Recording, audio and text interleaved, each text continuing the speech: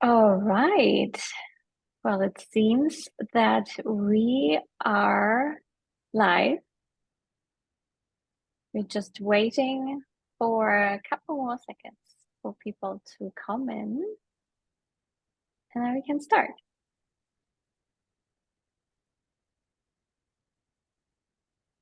Great. Well, then, hello, everybody. Thank you so much for tuning in today. My name is Susanne. I am the co-founder and CEO of Citrus Labs, and I am joined today by Ellen O'Gorman, one of our principal researchers and principal investigators at Citrus Labs. And we are excited to talk about measuring what matters today and talk specifically about objective data measurements in clinical studies. And content-wise, we will first go into different study designs, define what objective data measurement is, and then also talk about what claims brands can potentially make. Some housekeeping before we start. Please put any questions you have into the Q&A box or in the chat, and then we will get to an audience Q&A after we have done this little presentation. All right, well, Ellen, I'm really excited to have you here with us today. Before we get into the nitty-gritty of study design and objective data measurement and claims, could you quickly introduce yourself and tell us who you are and what you do? Absolutely. It's great to be here talking about something that we are very passionate about indeed. So obviously my name is Ellen. I am one of the principal researchers at Citrus Labs. I think I've worked on maybe 60 Citrus Labs trials. And previous to this, I have a background in health science and in neurorehabilitation, where I worked as a speech pathologist, specifically in neurology and neurosurgery. And now I am mostly doing scientific writing and clinical trial design across the board. So consumer perception, clinical trials, FDA style trials as well. So it's great to be here. Awesome. Well, we're happy that you're here. And as a researcher, you are confronted with many different study designs, right? Yes. And we already had a couple of workshops on the fairly new FTC guidelines that basically demand now randomized controlled trials to make health claims. But obviously at Citrus Labs, we did see an uptick also of RCTs. But we also see other study designs like single group studies or perception studies. Can you quickly explain to us and get into some details how these study designs differ and why they are relevant? Yeah, of course. So I think the main thing to understand is the difference between a clinical trial and a consumer perception trial. That's probably what a lot of people would ask me. So a clinical trial obviously is a research study. So you're looking at evaluating the safety, the efficacy, and the effectiveness of a product or a treatment. So these traditionally would include some objective outcome measurements, so kind of your clinical data. And this is in contrast to a consumer perception study. So these are focusing on how the people perceive or interpret a treatment or product. So they generally rely solely on the perception or the thoughts of the participants. And you often would only see kind of subjective data being gathered in these trials. Now, the pros of these trials, you get a really good understanding of the experience of your consumer. So you can still make some fantastic marketing claims based on around how they've interacted with the product and how they feel that it has worked. The negatives, the kind of areas that could do with a little bit more work is there's a bit of an issue sometimes with what they call the price quality heuristic.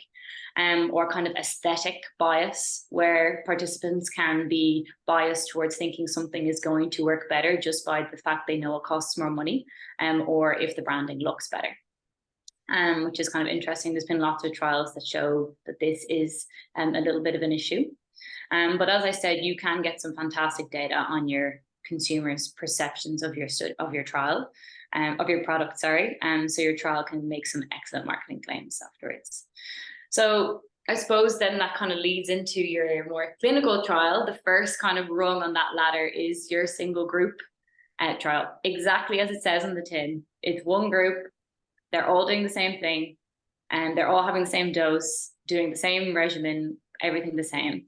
So these are often kind of pilot studies, or maybe the first study you would do, and often just to get some initial information on the efficacy of something or the safety of something, with the idea that this would lead you into the gold standard trial. So bigger, slightly more expensive, randomized controlled trial.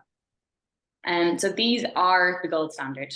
So they involve participants being randomly allocated into either the test group, so they'll be using the product or the treatment, versus, and they get compared to either a comparator group or a placebo group. So that the comparator group can just be a competitor product. It can be the other standard treatment that's available for this condition, or it can be the placebo, which of course is nothing. It's a null product. It doesn't work. It's just maybe like sugar pills or something that tastes the same but doesn't actually have any of the active ingredients in it. That's awesome. And so one question I had, so you mentioned, was it the price quality bias and then the aesthetic bias? Mm-hmm. Do you think this can be overcome by doing a blind study? Exactly. So that's some of the kind of routes that we can take. If you can blind your consumers to your brand, or if you can blind your consumers to the price so they can't find out anything about it, then you're going to get some more kind of reliable, slightly more valid data where they're literally just answering directly on what they feel. There is a negative to this as well, because sometimes you want to know, sometimes your aesthetic does feed into the efficacy of your product. You know, we all know that like our consumers are interested in something that they find aesthetically pleasing. So it is a little bit of a catch-22. That makes sense. And then you said gold standard is the RCT, sorry, randomized control trial. And then you have obviously crossover study that is part of the RCT family. And then you have single group studies. And single group studies still have a place in research, right? It's typically a pilot. Yeah, absolutely. And with the crossover studies, just touching on those, they can be a really great kind of segue into randomized controlled trial. So for anyone who doesn't know, in a crossover study, you have one group of participants and they'll do both the intervention and the control. So you might have a situation where for the first 4 weeks, they use the test product. Then they take a 4-week washout period, so they take a break.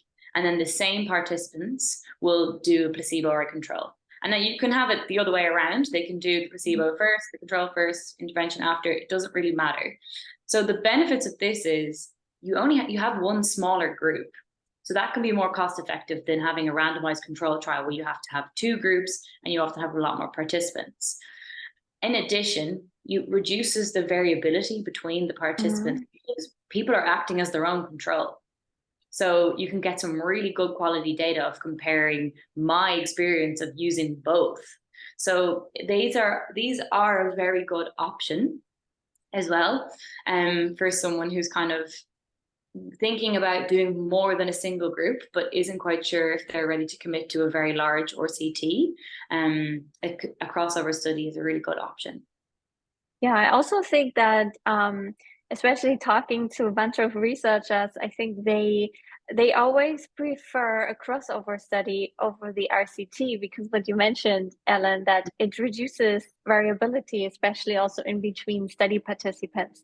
So you have, you get better input on if a product really works, especially if you're comparing it, for example, against a competitor.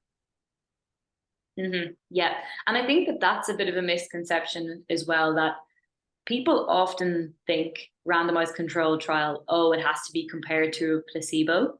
That's not the case. It's almost, in some situations, there's a case to be argued that it's better to compare against a competitor or against just a comparator. So something that's like the standard of care, we would call it. Because in that situation, you're not excluding anybody from having the product. So there's a bit of an ethical argument where in a placebo trial, some people are definitely not going to get any clinical benefit because they're getting a therapeutic or a supplement that doesn't have any technical therapeutic value in any active ingredients. But if you do a comparator, you're ensuring that everybody is getting something that is anticipated to bring them some improvement. Absolutely. Yeah. And next, because I think this also ties into claims, right? If you want to make claims like, better absorption, for example, than a competitor, I quickly want to talk also about claims. Ellen and I both are not attorneys, and you should always consult with a qualified attorney before making any product claims. But I know this topic is important. This is why we should quickly talk about this as well. Based on the new FTC regulation, you need a randomized controlled trial in order to make any health claims. And RCT, as Ellen established, can be the standard RCT where you have 2 groups or more groups, or you can also do a crossover study. And a health claim is a claim that is about the structure or function of the body. So it's a structure function claim. And RCTs are expensive because you need a lot of people to participate in them. But again, there's the option of a crossover study, which is part of the RCT family, but has just one study group. And both of these groups go through placebo or, a control, a competitor, and then also uses the actual intervention. Now, as I mentioned earlier, we also see a lot of single group studies, particularly from companies that are very research driven and that want to first get a pilot study off the ground before engaging in a larger, more expensive RCT. And they typically want to see if their product is safe and if it works, and also want to implement learnings from that single group studies into the larger RCT. On the other side, especially in cosmetics, we see a lot of perception studies, and Ellen explained the concept of perception studies extremely well. Now, what are the differences in claims? Generally, there are high-risk claims and then also lower-risk claims, and something like 86% saw a reduction of the appearance of fine lines and wrinkles. This is a low-risk claim, but if you want to say like 35% reduction in wrinkles, this is a higher risk claim. Similar to 68% experienced better sleep versus 25% slept longer or deeper. Again, both examples, high risk or low risk claim.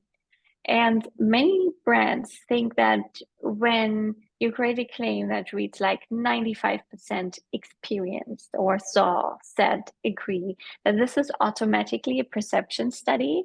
But in reality, it really comes down to how risk averse a brand is. Some might have conducted an RCT, and we see that a lot. They have conducted RCTs with biomarkers, but decided to phrase claims like 95% saw a significant reduction in bloating or fine lines or wrinkles. So it really comes down to your risk, how you define actually your claims. But if you want to know a little bit more about claims, please watch our on-demand webinar on product claims with Heather Bustos. She's an attorney. You can access it through that QR code. And we are all here because of objective data measurements. And that also ties into what claims you can make. For example, 40% increase in vitamin D, or 10% reduction in LDL cholesterol, 30% reduction in body fat, 50% more skin hydration. All of this needs to be backed by objective data measurements.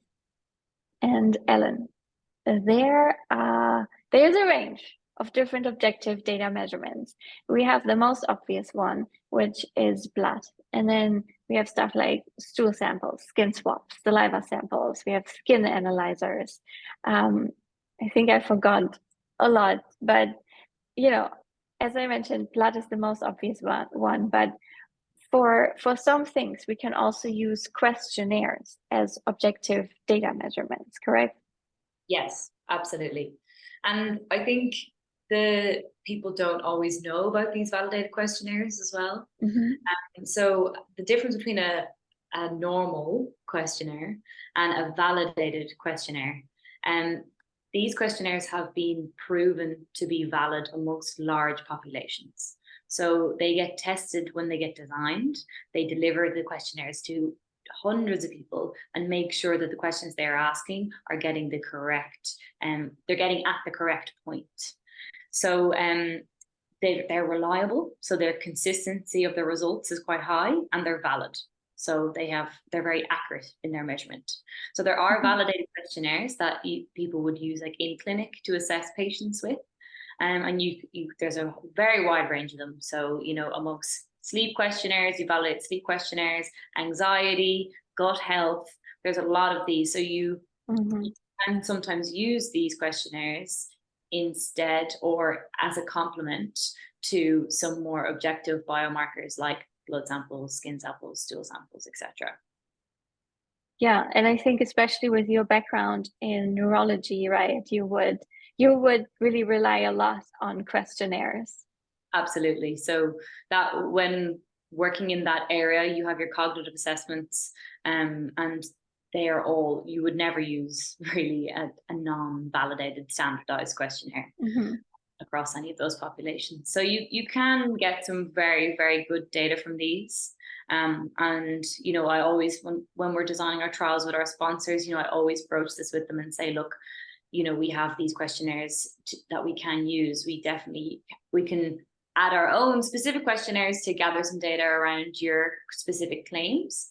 But incorporating validated questionnaires just gives a lot of reliability and really enhances your study. Yeah, and we at Citrus Labs, we also do a lot of work in women's health. And I think women's health is one example where we often combine validated questionnaires also with biomarkers. Yeah. And Ellen, I know oftentimes validated questionnaires give significant results, and on the other hand, biomarkers, mostly blood markers, do not give significant results. So what should brands do when you have like these two conflicting results? Well, I think there's one thing to kind of remember is that although we're looking for a change in some of these biomarkers, so say like blood or stool samples, even if we have a significant change, it doesn't give us an insight into the actual effect. So we can say like, okay, well, someone's cholesterol has gone down, but we're not actually sure of the mechanism of action just from doing that test. So it doesn't actually tell you how your product is working as well. So I think that's also something quite important to remember. And when you're looking at these biomarker samples, there are quite a lot of compounding factors that can affect the results. So even for a blood test, for example, you're hoping and you're expecting that someone hasn't done anything different with their diet. You want their hydration to be the same as the last time that they did the blood test. You're kind of assuming they haven't done any crazy workouts or really intense exercise before. So there's tons of things that can affect these. So oftentimes when you don't actually see a change in the biomarker measurements that's significant, we find that the participants are reporting themselves in the questionnaires that they feel better. So, and I think that that's something that's very, very powerful for your product, that you can say, well, the participants actually experience this change themselves, although we didn't notice a measurement change in their CRP levels, but they feel like they have more energy and they feel that they are getting better. And that's something in itself that's extremely powerful. Yeah, and I think oftentimes, when we also work with brands, they have anecdotal data. And this is a great indicator that a product works. Yeah. We have also seen a bunch of brands that overestimate what their products can actually do. For example, Q diabetes, lower LDL cholesterol, increased testosterone. treat liver disease, treat Crohn's disease. And I believe that they have users that report this to them. But as you mentioned, Ellen, they don't know what else is going on, right? Are they taking medication? Did they do a lifestyle change? And this is typically when things get fairly hairy in clinical studies. And Ellen, when would you say should brands opt for biomarkers? Because they are expensive. Yeah, they are expensive, but there are some parameters that the participants might not be able to feel a change in. So there are some things that you kind of need to examine via biomarker. So for example, someone's not going to know if their cholesterol has changed. That's not something that you could feel yourself. So in those types of situations, you are better off doing the biomarker so that you can actually assess that. Absolutely. Yeah, I agree. I also think that vitamin levels, right, is typically a no-brainer to do as well.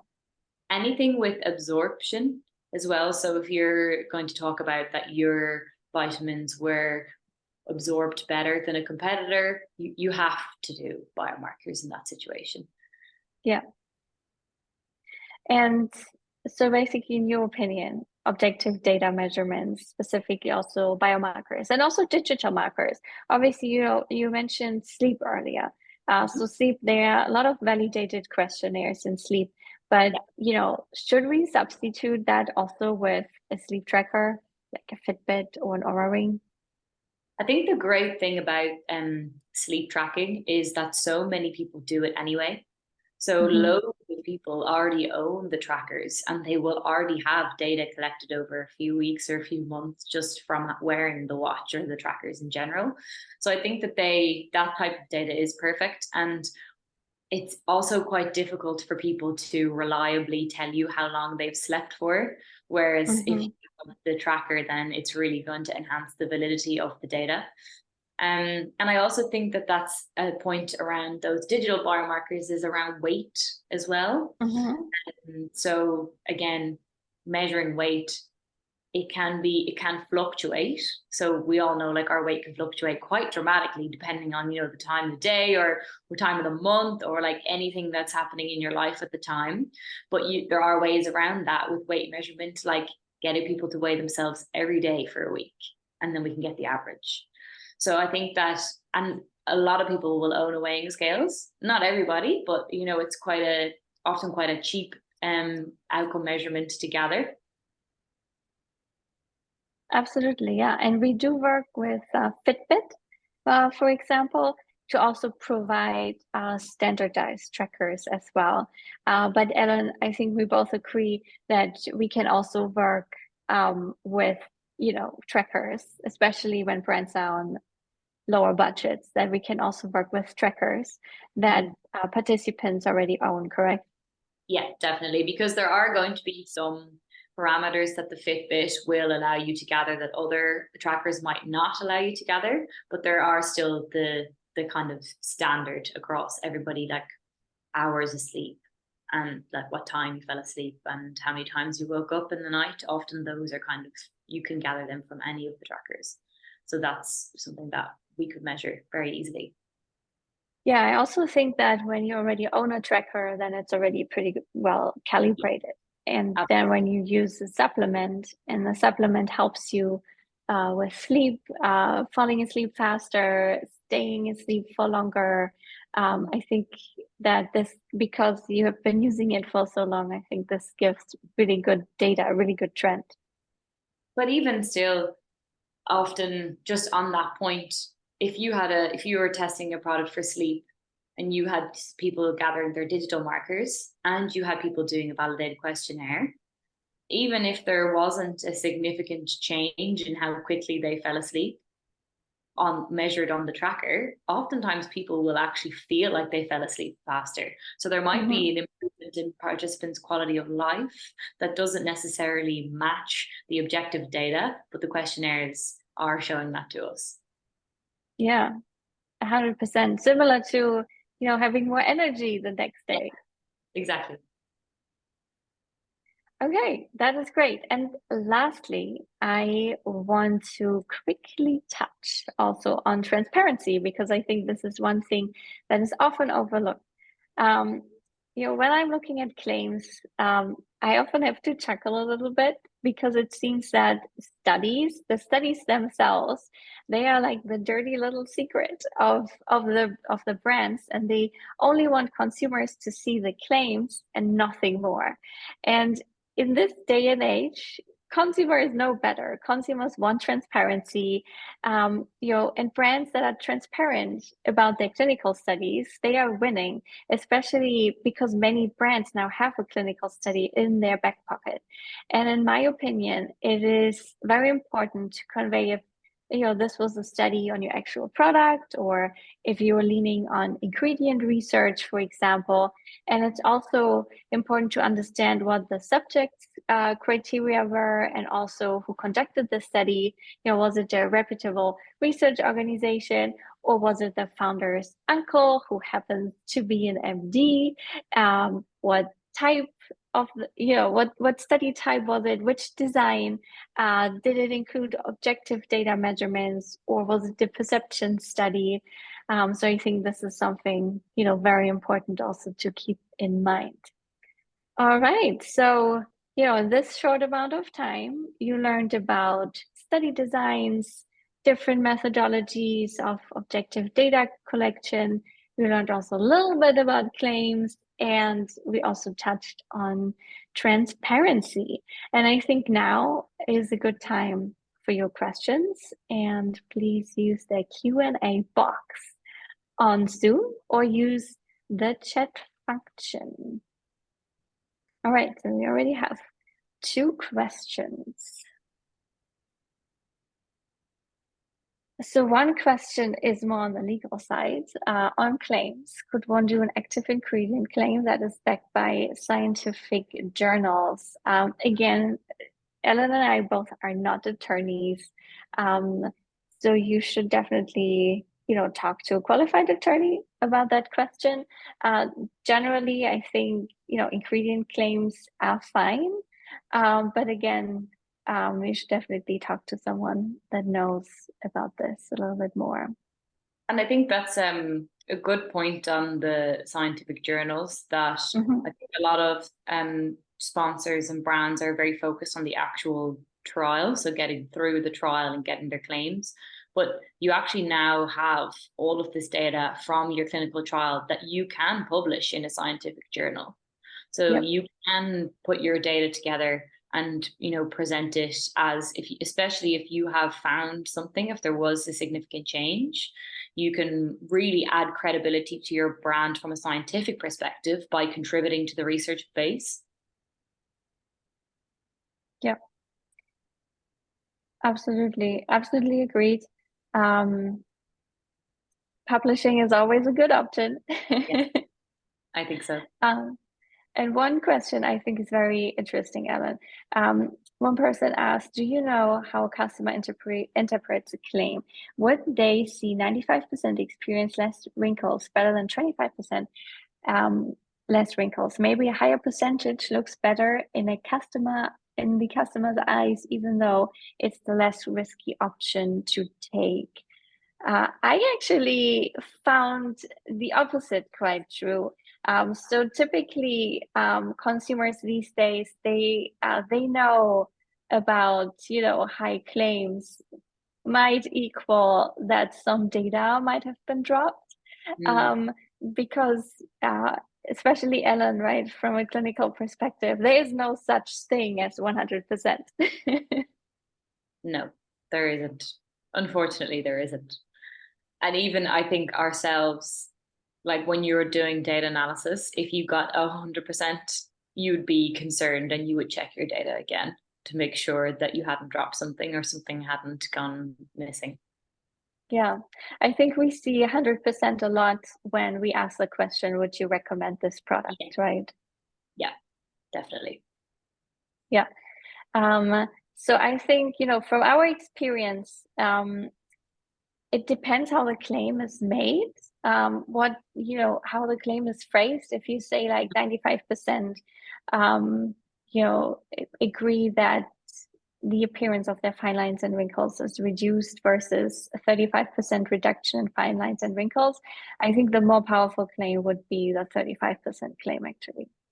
And this would also be a higher risk claim because this would be an actual health claim versus the other one is, a claim that's basically consumer perception, even though it might not necessarily come from a consumer perception study. Okay, next question is very interesting, Ellen. How big does an RCT or a clinical study have to be credible? And that is, going back to subject number. Yeah, it is a good question. And unfortunately, there isn't a direct answer to this question. So your participant number is going to be influenced by a few things. So if you are looking at something that's going to have a big change, if you're expecting there to be a really big change, or if you're expecting there to be a really small change, that's going to depend. That's going to decide how many participants you need, so if you need more or less. So there are some statistical tests that we kind of run, well, they're calculations really, where we establish the effect size of what we're expecting, and that kind of gives us a number of how many participants we should have in our study. The other thing you do have to bear in mind is in the study design, we need to allow for dropouts. So we need to allow for a percentage of the participants that will drop out. So if you have a very short study, if you have a 30-day study, they only have to do one thing each day, they only have to do before and after photos, you're probably expecting less dropouts than if you have a study that goes on for 6 months and involves lots of blood tests, lots of photographs, lots of outcome measurements. So unfortunately, there isn't a straight answer to this, as it depends on these different factors when you're designing your study. Yeah, and this is called a power calculation, right? Yes, exactly, a power calculation. Great. So obviously that was the research answer. The more practical answer, especially if you're looking to get into retailers, for example, I think they are looking for studies. Their minimum subjects, I think 60, 70 participants. So that would be 60 in total, so 30 in each group. That's correct. All right. Now, on the topic of RCTs, why is a placebo control so important to include? Well, I actually have a very interesting fact that I often bring up about this, that there was actually studies done that shows the extent of the placebo effect. So I think it was in 2013, there's quite a big paper that was published where they had patients who went under knee operations. So half the participants had the real knee operation and the other half had a sham operation. So they basically pretended they did an operation, but they didn't actually do anything. And the groups both had the same outcomes. So that shows how dramatic the placebo effect actually is. It can really influence people's thoughts. So if you have a placebo group and your test group, so someone who's taking your supplement or using your cream, you can compare the two and you can say that the change that happened in the test group was related to your product and not just related to the fact that they thought they were getting something. That's very interesting. So for the knee operation, did they just inject something? Yeah, it's called a sham operation, where they mislead the participants into thinking that they've had the operation. Now, obviously, there's some ethics questions around this. They do still use these in research to really assess the difference between the placebo groups and the test groups. But the placebo effect can be quite dramatic. Even, we've found in some interventions where the participants aren't actually taking anything. So they might just be in the control group where they're going to appointments, but they're not actually having any therapy or having any treatment. often these participants experience a significant improvement, even though they haven't had any therapeutic input. Mhm. But it's just the action of, being involved in the trial, attention from the clinicians, just being around like the entire trial setup can sometimes create an improvement. So having that placebo to compare your test product to just really elevates the credibility and allows you to concretely, as best as you can, say the improvement that happened in our test group was because of our test product or test treatment and not because of the placebo effect. Yeah, I think that is especially important. We're doing a lot of work currently around weight loss, for example, and I think our control placebo, it's not a placebo, it's actually a control group. They do get the CDC guidelines for healthy eating, for example, and then we can see the difference between the actual intervention and the CDC guidelines. And these are not, you don't have to follow these guidelines or, you're kicked out of the trial. It is like anybody would approach these guidelines. You read through them and then you follow them or you don't. Mm-hmm. Yeah, it's tricky. And I think, it just provides you so much more confidence Mm-hmm. in your results as well. Yeah, absolutely. And then one person asks if do you work with pet products or only products for humans? Great question. We do work with pet products as well, and it's a lot of fun working with pet products. Mm-hmm.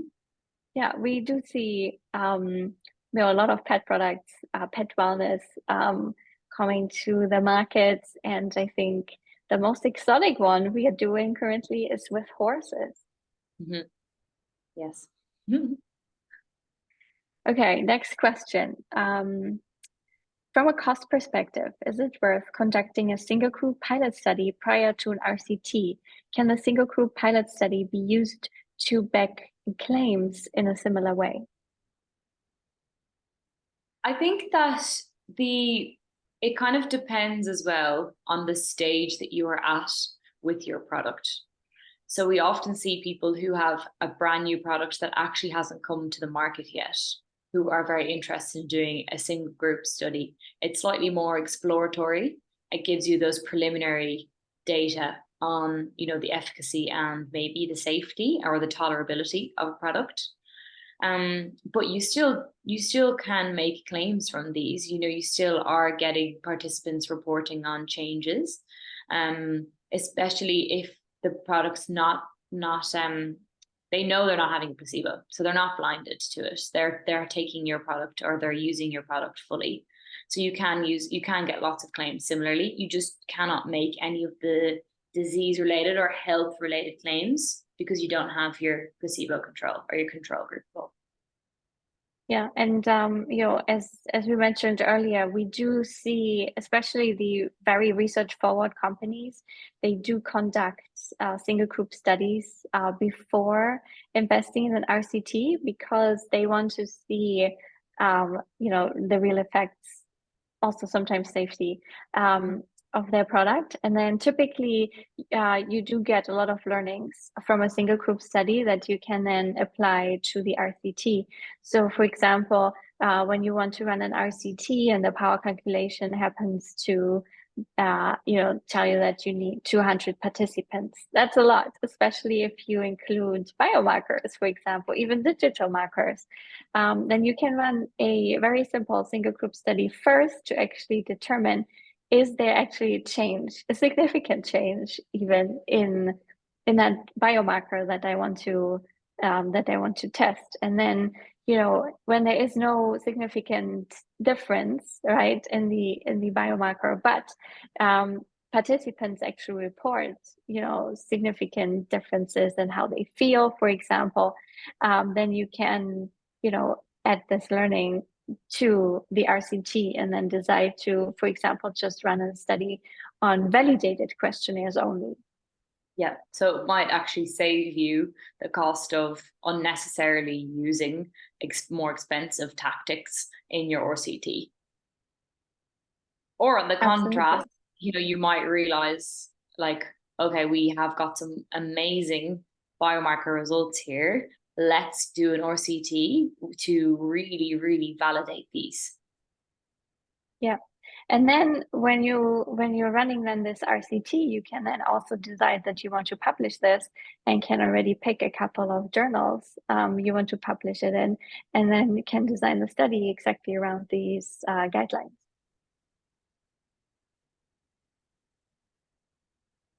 Okay, as far as the FDA dietary supplement regulations go, a brand cannot make any disease treatment claims even with a clinical trial. Yes, supplements keep healthy people healthy. They are not meant to treat or cure anything. But that doesn't mean that you can't make health claims.